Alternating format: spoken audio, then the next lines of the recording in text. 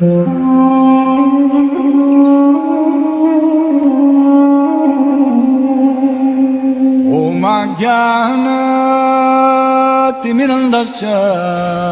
I am Stacy. हरे कृष्ण। शिला प्रभुपाद की जय। श्लोक संख्या 1.1443। तो यहाँ पर महाराज युधिष्ठिर अर्जुन से पूछ रहे हैं कि क्या तुमने उन वृद्धों तथा बालकों की परवाह नहीं की जो तुम्हारे साथ भोजन करने के योग्य थे। पूछ रहे हैं कि हो सकता है तुमसे ये गलती होगी हो, कुछ लोग तुमसे भोजन की आशा कर रहे हो और उनमें से वृद्ध और बालक हो, और तुमने हो सकता है उनको भोजन नहीं करवाया, क्योंकि एक गृहस्थ का यही एक कर्तव्य होता है कि वो दूसरों को भोजन खिलाकर फिर खुद भोजन खिलाए। ये गृहस्थ का कर्तव्य है। गृहस्थ तभी तो गृहस्थ को गृहस्थ आश्रम कहते हैं। गृहस्थ जो है वो खुद दूसरों को खिलाता है, फिर बाद में खाता है, मतलब तप करता है। जिसके जीवन में, जिस गृहस्थ के जीवन में तप नहीं है, वो जो गृहस्थ है वो गृहस्थ आश्रम में नहीं है। तो यहाँ इसीलिए उन्होंने पूछा, क्या उन्हें छोड़कर तुमने अकेले ही भोजन किया? तुमने उनकी परवाह नहीं की, खुद भोजन कर लिया, उनको भोजन पूछा ही नहीं। जिनको जरूरत थी, जरूरतमंद को तो देना हमारी ड्यूटी बनती है। क्या तुमने कोई अक्षम्य गलती की है, ऐसी गलती जिसको क्षमा नहीं किया जा सकता, अक्षम्य, और जो निंदनीय मानी जाती है गलती। गलतियां तो कई तरह की होती है, लेकिन कुछ गलतियां ऐसी होती है जिनको कभी माफ नहीं किया जा सकता, जो निंदनीय मानी जाती है। क्या तुमने ऐसी कोई गलती की है? तो गृहस्थ का धर्म है कि वह पहले बालकों, परिवार के बूढ़ों, ब्राह्मणों तथा अशक्त को भोजन कराते। सबसे पहले गृहस्थ की ड्यूटी बनती है। घर में भी ऐसे होते हैं, पहले बच्चों को, फिर घर के जो बड़े बूढ़े होते हैं उनको दिया जाता है, फिर उसके बाद ब्राह्मणों को जो या अशक्त है उनको दिया जाता है।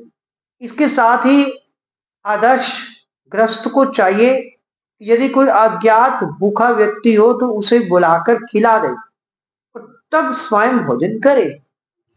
कहते गृहस्थ की ड्यूटी है, कर्तव्य बनता है कि घर से बाहर आए, बाहर आके आवाज लगाए, कोई भूखा तो नहीं है, कोई ऐसा व्यक्ति तो नहीं जिसने नहीं खाया, फिर उसको अपने घर में बुलाए, उसको बुलाकर भोजन उसको खिलाएं। अगर भोजन कम है तो यहाँ भी लिखा है शास्त्रों में, अपने हिस्से का भोजन उसको खिलाएं। तब जाकर अगर अगर अगर वो ऐसा करता है या कोई नहीं आया, आपने आवाज लगाई कि आ जाओ भी, आजकल तो कोई आ भी जाए तब भी नहीं खिलाते, ठीक है, कहते चलो, मतलब जहां बात हो रही जो भूखा हो, जिसको भोजन की जरूरत, ऐसे भी मिल जाते हैं, कोई मांगते हैं कि कहते हैं कि हमें ये खिला दो। तो कहते गृहस्थ को ऐसा चाहिए करना, बाहर आके आवाज लगाओ कि कोई ऐसा तो नहीं जिसने नहीं खाया। अगर कोई नहीं आया तब जाकर फिर आपको भोजन जो है वो ग्रहण करना चाहिए, वो भी प्रसाद के रूप में। उसे ऐसे व्यक्ति को मार्ग में जाकर 3 बार बुलाना चाहिए, मार्ग में जाकर 3 बार आवाज लगानी चाहिए, कोई ऐसा व्यक्ति तो नहीं है जिसने अभी तक कुछ नहीं खाया, कोई ऐसा व्यक्ति तो नहीं है जिसने कुछ नहीं खाया, कोई ऐसा व्यक्ति तो नहीं है जिसने कुछ नहीं खाया। घर से बाहर जाके गली में आवाज लगानी चाहिए जोर से। और गृहस्थ के लिए निर्धारित इस कर्तव्य की अवहेलना, विशेषकर बूढ़ों तथा बच्चों की अवहेलना अक्षम्य है। कहते कि अगर हम ये अवहेलना करते हैं, अगर हम इग्नोर करते हैं, ऐसा आवाज नहीं लगाते, किसी को बुला के भोजन नहीं खिला रहे, तो कहते इनमें से भी जो सबसे अक्षम्य है, जिसको माफ नहीं किया जा सकता है, वो है कि अगर कोई बूढ़ा व्यक्ति भूखा हो, वो आपसे मांग रहा हो और आप उसको नहीं दे रहे, या कोई बच्चा भूखा हो, आपसे वो मांग रहा है, आप उसको नहीं दे रहे, तो ये कितना अपराध है और ये कभी भी क्षमा नहीं किया जा सकता।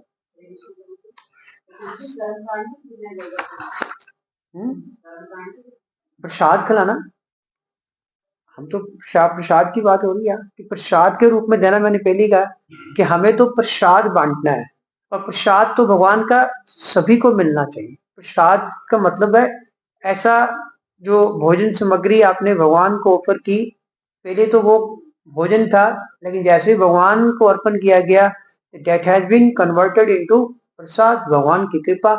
और प्रसाद तो बांटना ही है, प्रसाद तो हमारी ड्यूटी बनती है कि हर एक व्यक्ति को भगवान की कृपा प्राप्त हो, चाहे थोड़ी है चाहे ज्यादा है, तो प्रसाद रूप में देना है। अब उन्होंने लास्ट में जो सही बात थी, उन्होंने अर्जुन से पूछ ली कि तुम खाली खाली महसूस कर रहे हो, उसके पीछे ये तो नहीं है कहीं भगवान कृष्ण तुम्हें छोड़ के चले गए, तुमने कहीं भगवान कृष्ण को तो नहीं खो दिया? कोई तो मुझे कोई कारण लगता नहीं है इसके अलावा, और यही कारण हो सकता है। जितने मैंने तुमसे कारण पूछे, तुमने सबको नकारण कर दिया कि नहीं, ऐसा भी नहीं, ऐसा भी नहीं, ऐसा भी नहीं है। फिर तो एक ही कारण रह गया, हो सकता है कि भगवान कृष्ण को तुमने खो दिया।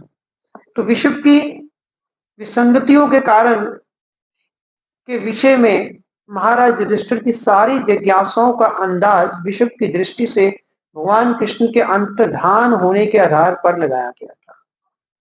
कि जो कुछ भी उन्होंने अंदाजे लगाए थे, कुछ ओमेंट्स, कुछ बुरा घटने वाले उनको अंदेशे हो गए, तो सब कुछ कहते उन्होंने किस आधार पे लगाए थे? इस आधार पे लगाए थे कि हो ना हो कि भगवान जो कृष्ण है अब इस धरती को छोड़ के अंतर्धान हो चुके हैं, तभी ये सब कुछ मुझे दिखाई दे रहा है। जो बुरे अंदेशे आ रहे हैं, कुछ ओमेंस दिख रहे हैं उनको, कहते ये सब कुछ इसी कारण है कि भगवान जो कृष्ण है इस धरती से अंतर्धान हो चुके हैं, चले गए हैं इस धरती को छोड़ के। और जब अर्जुन की घोर निराशा के कारण उसे उन्होंने प्रकट कर दिया, जो अन्यथा संभव नहीं हो पाता। अब लास्ट में, अब जब अर्जुन इतना निराश था, उन्होंने कह ही दिया कि हो ना हो भगवान कृष्ण को तुमने खो दिया है, यही कारण हो सकता है। अतएव इसके बारे में संशयग्रस्त होते हुए भी श्री नारद के संकेत के अनुसार उन्हें अर्जुन से स्पष्ट पूछने के लिए बाध्य होना पड़ा, कि उन्हें डाउट हो गया। ठीक है, और फिर नारद जी ने भी संकेत दिया था, ठीक है ना, तो अपशगुन तो हो ही रहे थे, अपशगुन तो वो देख ही रहे थे। तो फिर उन्होंने कहा कि मैं एक बार डायरेक्ट पूछ ही लूं। पहले वो पूछना नहीं चाहते थे, क्योंकि कई बार आदमी बुरी जो घटना होती है उसको अपने मुंह पे नहीं लेके आना चाहता, लेकिन अब उन्होंने कहा कि भाई अब तो पूछना ही पड़ेगा, सब कुछ मैंने अर्जुन से पूछ लिया, सारे अपशगुनों के बारे में बात कर ली, लेकिन फिर भी वो सारे अपशगुन जो अर्जुन ने नकार दिए हैं, इसका मतलब अब कृष्ण ही नहीं है, तभी ये सब कुछ मुझे ऐसा महसूस हो रहा है। हरे कृष्ण।